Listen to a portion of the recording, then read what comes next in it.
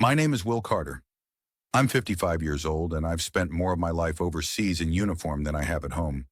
The Army isn't just what I do, it's who I became. I've seen men rise. I've seen men fall. I've seen courage in places where fear should have swallowed us whole. But nothing, not mortar fire, not hostile nights, not loss in combat, prepared me for losing my wife. Her name was Emily. We were married for 30 years. She was the steady ground I returned to after every deployment, the voice that held me together when my hands shook in the dark.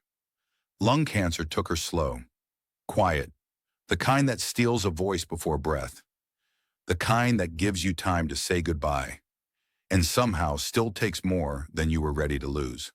A week before she passed, she gave me a gift, a dog, a German Shepherd puppy with paws too big for his body and eyes too watchful for his age. "I don't want you coming home to silence," she whispered, her voice thin but steady. "I want you to have something living that still needs you." We named him Scout, her choice. She smiled when she said it. "You never came home from a mission without one," she told me. The day she passed, Scout rested his head on her chest and refused to move. When they took her body, he whined, not loud, just long enough that the sound carved itself into bone. After the funeral, I tried to settle into some version of normal. Scout would follow me from room to room, never more than a few steps behind. He slept at the foot of my bed, the same place Emily's feet used to rest under the blankets. Then orders came. 6-month deployment. I thought about refusing. God knows I wanted to. But there are moments where duty doesn't ask. It demands. My son, Matthew, told me he'd take Scout while I was gone. "Dad, don't worry, I've got this," he said. "Mom wouldn't want you giving up your career. Let me handle him." I hugged him, harder than I meant to. 3 days after deployment began, I got the message. A short, sterile text. "Dad, I'm sorry." Scout snapped at Lily. I had to put him down. It wasn't safe. It was the right thing. Just like that. No details, no warning, no voice call, because he knew I'd ask questions. My stomach dropped like I'd been shoved off a cliff. I reread the words until my eyes blurred. The sounds around me, radios, boots, distant engines, faded into nothing. Scout was gone. Emily's last gift, gone. I didn't respond, couldn't. For the rest of that deployment, something in me shifted.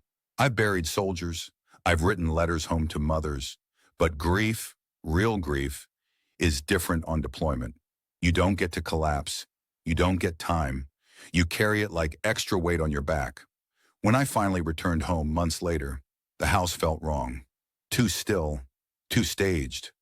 There was a new garden in the backyard, raised beds, stone markers, a hand-built bench, all arranged with precision my son never cared about before. He walked me out there proudly. "Built it to honor Mom," he said. I wanted to believe him. For the first week, I tried adjusting back into civilian rhythm.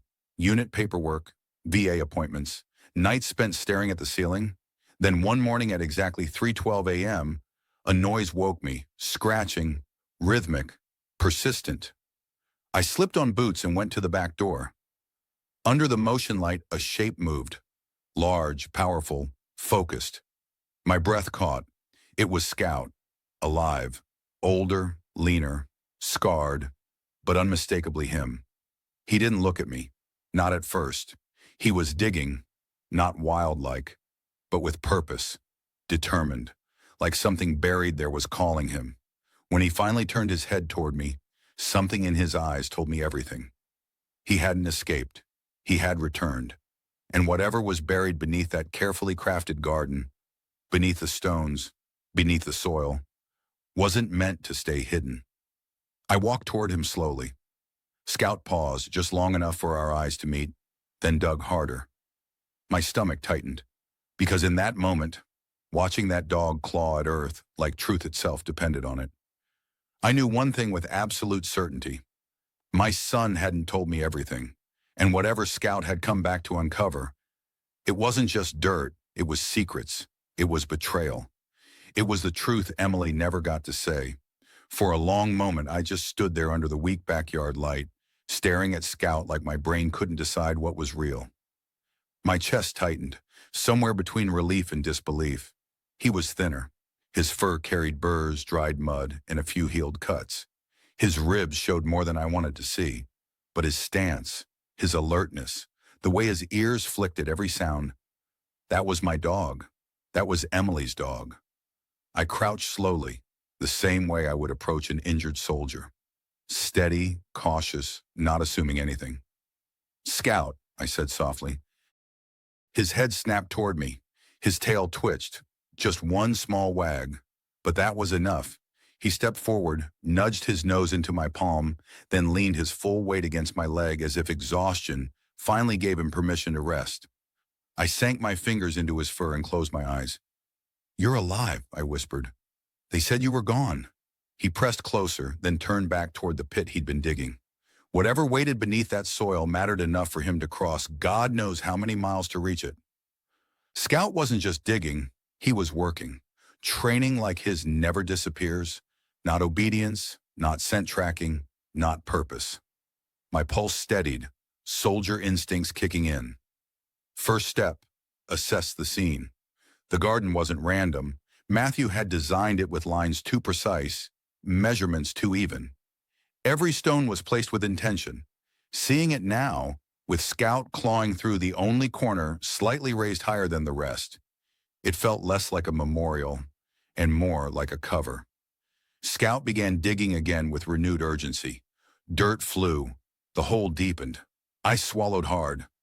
I didn't know what I expected. Maybe Emily's letters, maybe something sentimental. But what I was feeling wasn't sentiment. It was dread. I grabbed a shovel from the shed and joined him. The soil was packed tight, too tight for something put there casually. I dug until metal scraped metal. I stopped. The sound echoed through the quiet yard like a warning. Scout froze beside me, ears forward.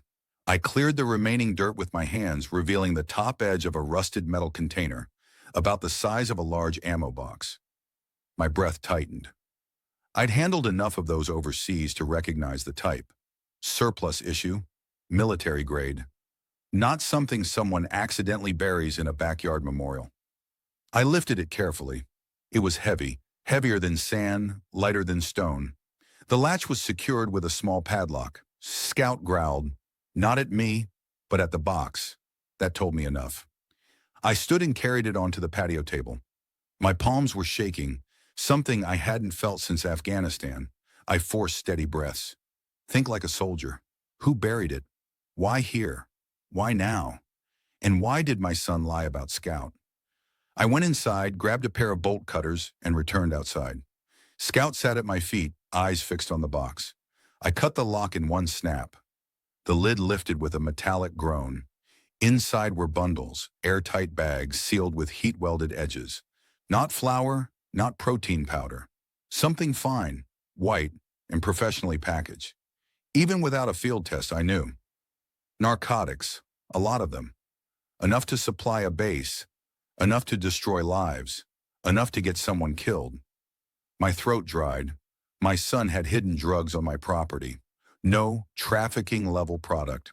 Suddenly, every strange detail about Matthew in the past 2 years snapped into focus.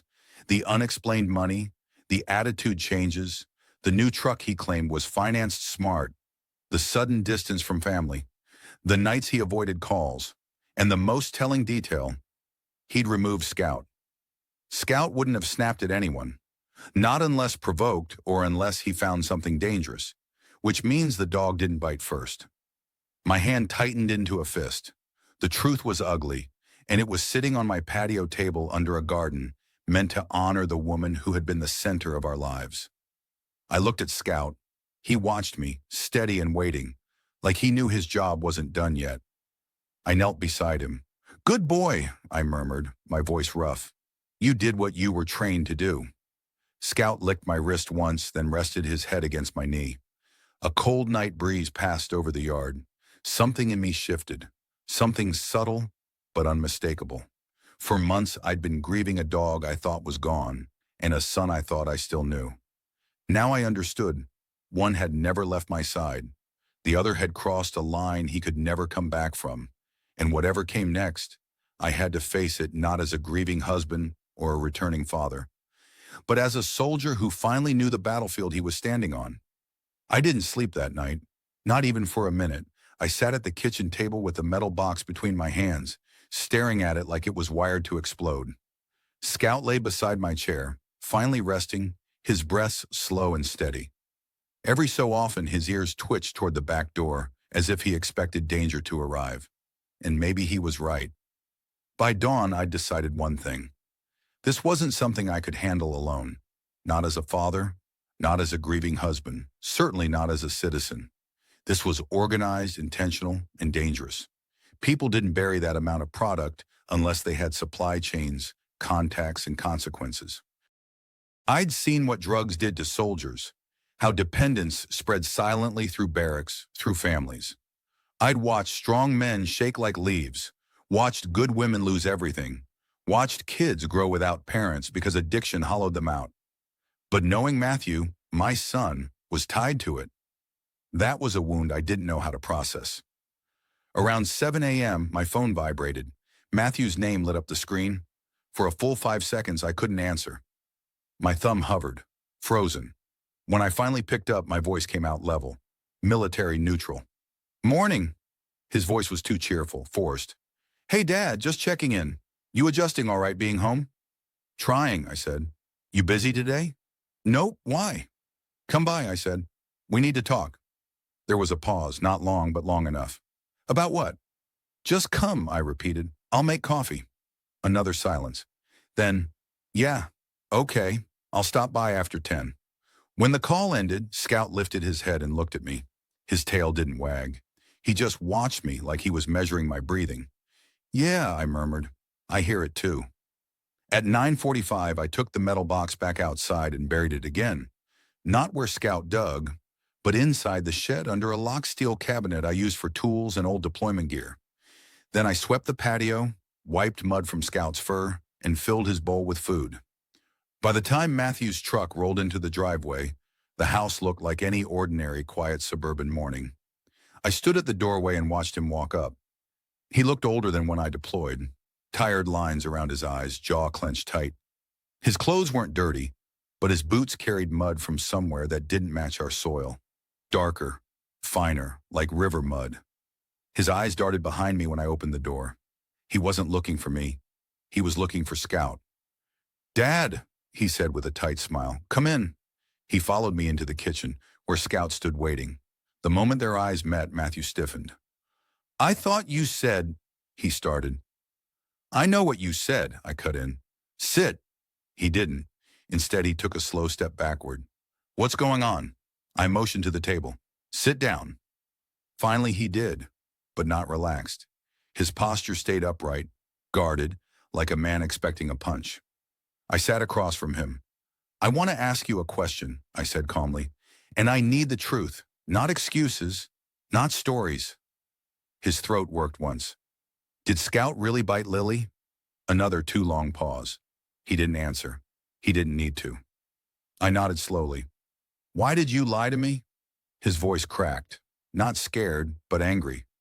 "I did it for you, and for Lily. Scout wouldn't stop digging. He kept going after the garden. I tried everything. Discipline, training, but he wouldn't stop. He knew something was there." "And you did too," I said. Matthew's eyes flicked away. "Where did it come from?" I asked quietly. "And don't insult me with, 'I don't know.'" He rubbed his palms together, restless. "It wasn't supposed to be long-term," he said. "Just temporary storage. That's all. They needed somewhere clean, somewhere cops wouldn't look. Mom's memorial garden. It was perfect." My jaw tightened. "And when Scout got close, I panicked," he said. I shouldn't have tried to get rid of him. Dad, I didn't know what else to do." "You could have said no," I said, voice low. "You could have chosen differently." His eyes flashed, not remorse, but resentment. "You don't understand," he snapped. "You're gone half the year. You get medals and respect. I'm here trying to keep a roof over everything. They offered money, real money, more than I've ever made." There it was, the fracture line. "That wasn't survival," I said quietly. That was greed. He slammed his fist against the table. I had no choice. You always have a choice, I said, but now the consequences are coming. His breathing grew fast and shallow. You called someone? He whispered. No, I said. Not yet. Then his expression shifted into something cold, calculating. If you turn me in, you'll never see me again. Lily won't either. I stared at him, at the man who was once a boy who ran to greet me every time I came home. I don't want to lose you, I said, but I can't ignore what you've done. Matthew stood slowly, eyes hard. Then decide, Dad, he said softly. Are you my father, or are you a soldier? Scout growled, not loud, just enough to make Matthew flinch. And in that moment I knew. This wasn't a family disagreement. This was a war, and the battlefield was my own blood. Matthew left the house angry, but not frantic. That unsettled me more than anything he'd said. Panic would have meant he was scared, maybe reachable. But calculated? Calm? That meant he was already planning his next move. After he drove off, I locked the doors, checked windows, and made sure Scout stayed close. Training or not, he was still healing.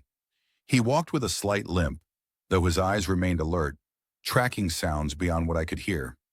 I made a pot of coffee I didn't need, my hands wrapped around the mug more for grounding than warmth. I replayed the conversation in my head, every pause, every deflection, every excuse. I'd interrogated prisoners overseas. I'd questioned soldiers after incidents on base. Matthew had given me enough to know two things. One, he wasn't working alone. Two, whoever he worked for wouldn't let that product stay buried. It wasn't just about him anymore. It was about whoever was watching him, whoever expected delivery. Around noon, I made a decision. I pulled out my phone and scrolled until I found a name I hadn't used in years. Master Sergeant Daniel Knox. We served together in Afghanistan. After retiring, Knox went into federal narcotics enforcement, DEA liaison work. Quiet, efficient, respected. A man who didn't scare easily. I pressed call. He answered on the third ring. Carter? Thought you were done calling me only when the world's on fire. Then consider the smoke, I said. His tone changed. Talk. I told him everything. Scout, the garden, the drugs, the lies, Matthew's reaction, his calmness. I expected judgment, maybe disappointment. Instead, Knox asked one question. How safe do you feel right now? The truth was, not enough. Like someone's watching, I admitted. Then listen carefully, Knox said. Don't move the box again. Don't confront him further. Don't call the local police. You'll spook the network. A silence hung between us before he spoke again. I'll alert my team. We'll handle this properly. But Carter, there's something you need to understand. What's that? When drugs move through suburbs like yours, they don't belong to amateurs. They belong to people who enforce loyalty with fear. Meaning, people who wouldn't hesitate to make someone disappear. Meaning, Matthew was already in deeper than he understood.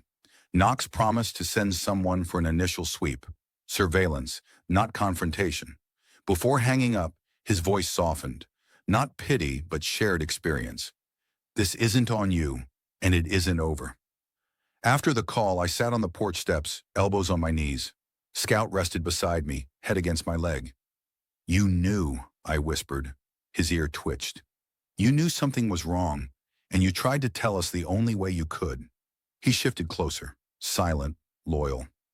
That afternoon, I drove him to the vet. The receptionist looked shocked when I walked in. I thought, she began, then stopped when Scout sat beside me, calm and proud. Long story, I murmured. The vet examined him thoroughly. Healed punctures, bruising, mild dehydration, fatigue.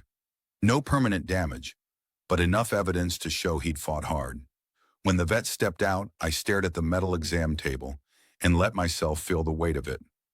My wife's final gift had protected me, protected our home, better than any security system or alarm ever could. On the ride back, the world felt heavier. The sky hung low with storm clouds and the air smelled like rain waiting for permission to fall. When I pulled onto my street, I noticed it immediately.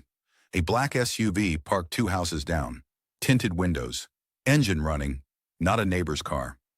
Scout noticed too. Ears up, posture alert. No growl yet, just awareness. I parked the truck and kept my eyes forward while my pulse hammered in my throat. Someone was already checking on the product. Someone already suspected a problem. Inside, I closed curtains and turned off lights. The storm finally broke, rain slamming against windows, wind pushing branches sideways. Scout stayed near the back door, muscles tense. Thunder cracked overhead. Then, over the storm, came a sound far too deliberate to ignore.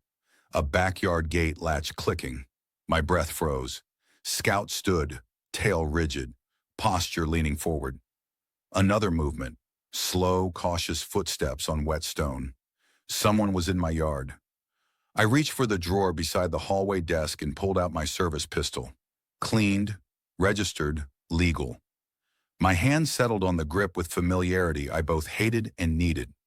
Scout pressed beside my leg, not waiting for command, but ready. Lightning flashed, and through the window, I saw a silhouette standing near Emily's garden. Not Matthew. Someone larger, someone armed. They weren't digging. They were searching for the box, for the dog, for whoever threatened their business. I exhaled once, slow, controlled. The line between soldier and father had faded. Now there was only one role left, protector, and tonight would decide whether blood or duty defined the man I still was. Rain hammered the roof as I moved through the house, every step slow, controlled. Scout stayed beside me, matching my pace. Not barking, not lunging. He knew this wasn't noise in the night. This was threat. I reached the back door and peered through the gap in the curtain. The man in my yard wasn't guessing where to search. He walked directly to the spot Scout had first dug, the original corner of the garden. He swept his flashlight methodically across the disturbed soil, checking depth, spacing, alignment. Someone had told him exactly where to look. Either they were monitoring Matthew, or Matthew had contacted them after leaving my house. My jaw clenched. I slipped the safety off my pistol, not raising it yet. Scout's muscles remained coiled, ready but waiting for a signal. The stranger crouched and began digging with gloved hands, moving fast. He wasn't being careful. He was racing the storm. That confirmed what Knox had warned. Whoever wanted that product couldn't afford delay. I opened the door quietly, quiet enough the storm masked the sound, and stepped outside. Scout moved with me, staying close. The man didn't hear us until we were 6 feet away. "Don't move," I said, voice firm, steady. He froze. His posture didn't show fear, just irritation, like I was an inconvenience. Slowly, he turned his head. "You must be Carter," he said casually, rain dripping from his hood. "He told us you were military." "He?" I asked. The man smirked. "You know which he." "Matthew." The confirmation hit harder than recoil. "You shouldn't be here," I said. "Oh, I should," he replied. "You have something of ours. Just hand it over. We'll leave. No one else gets hurt." Scout growled. Not loud, but deep. Primal. The man's expression shifted. "You should control that animal," he warned. "He's doing exactly what he was trained to do," I said.